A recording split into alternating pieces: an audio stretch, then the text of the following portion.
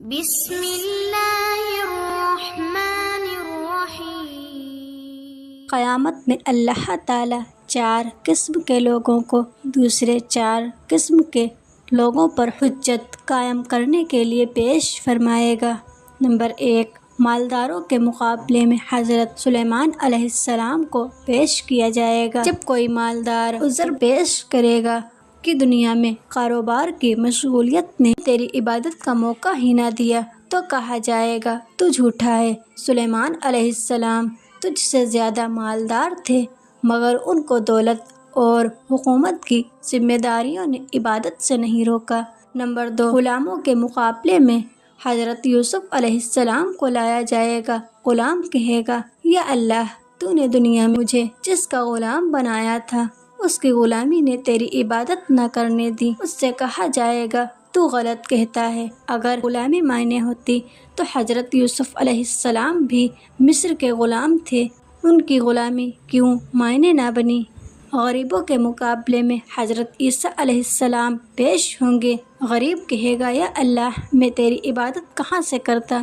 تو نے مجھے غریب بنایا، اس غربت نے مجھے نہ دنیا کا رکھا نہ آخرت کا۔ اس سے کہا جائے گا، تیرا عذر باطل ہے، کیا تو ہمارے بندے عیسیٰ علیہ السلام سے بھی زیادہ غریب تھا؟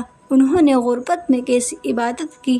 نمبر 4، مریضوں کے مقابلے میں حضرت ایوب علیہ السلام آئیں گے۔ مریض کہے گا، یا اللہ، آپ نے ہمیں اتنے مرضی میں مبتلا کر دیا کہ ہم کچھ نہ کر سکے۔ کہا جائے گا، تم بھی جھوٹے ہو، ذرا ایوب علیہ السلام کو دیکھو، کیا تمہارے مرض ان سے زیادہ سخت اور تکلیف دہ تھے؟ وہ تو انتہائی تکلیفوں میں بھی میری عبادت کرتے رہے، تمہارے لیے بھی کچھ مشکل نہ تھا اگر کرنا چاہتے۔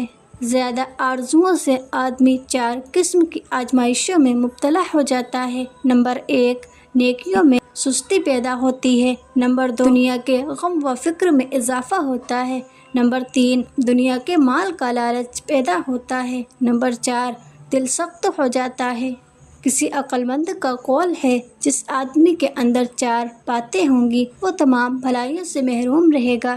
نمبر 1، اپنے ماتحت پر ظلم و زیادتی کرنے والا۔ نمبر 2، والدین کا نافرمان۔ نمبر 3، غریب کو حقیر جاننے والا۔ نمبر 4، مسکین کو عار دلانے والا۔ ابراہیم علیہ السلام سے کسی نے پوچھا کہ اللہ نے آپ کو کن باتوں کی وجہ سے اپنا دوست بنایا؟ تو فرمایا، 3 باتوں کی وجہ سے۔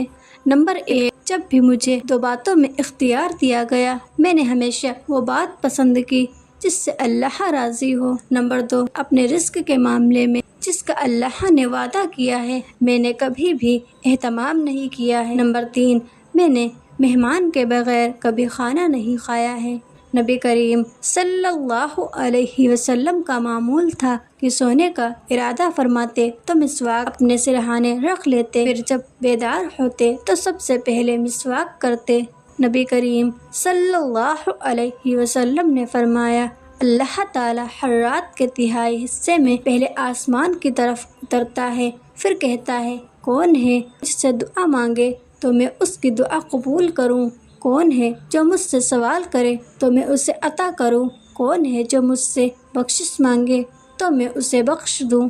جو شخص چوری یا شراب خوری یا زنا میں مبتلا ہو کر مرتا ہے، اس پر 2 سانپ مقرر کر دیے جاتے ہیں جو اس کا گوشت نوچ نوچ کر کھاتے۔ نبی کریم صلی اللہ علیہ وسلم نے فرمایا، میزبان کو اٹھنا نہیں چاہیے جب تک دسترخوان نہ اٹھ جائے۔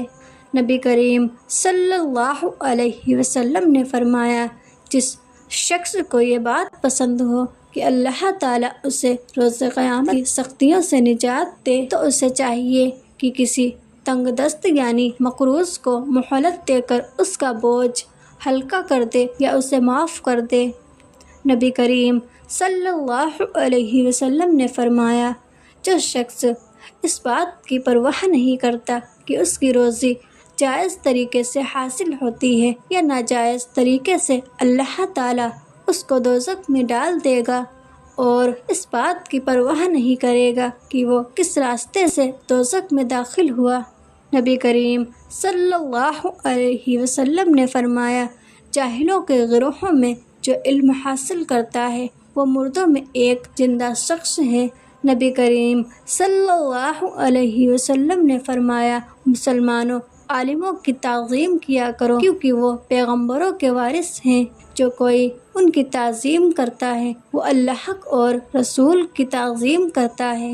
نبی کریم صلی اللہ علیہ وسلم نے فرمایا، جو شخص لوگوں کا مال اس نیت سے لے کہ اسے ادا کر دے گا تو اللہ تعالیٰ اس کی طرف سے ادائیگی کا انتظام فرما دیتا ہے، اور جو شخص لوگوں کا مال ضائع کرنے کے واسطے لے تو اللہ تعالیٰ خود اس شخص کو ضائع کر دے گا۔ قیامت کے دن سب سے زیادہ ندامت اس شخص کو ہوگی جو دنیا میں علم حاصل کر سکتا تھا مگر اس نے حاصل نہیں کیا۔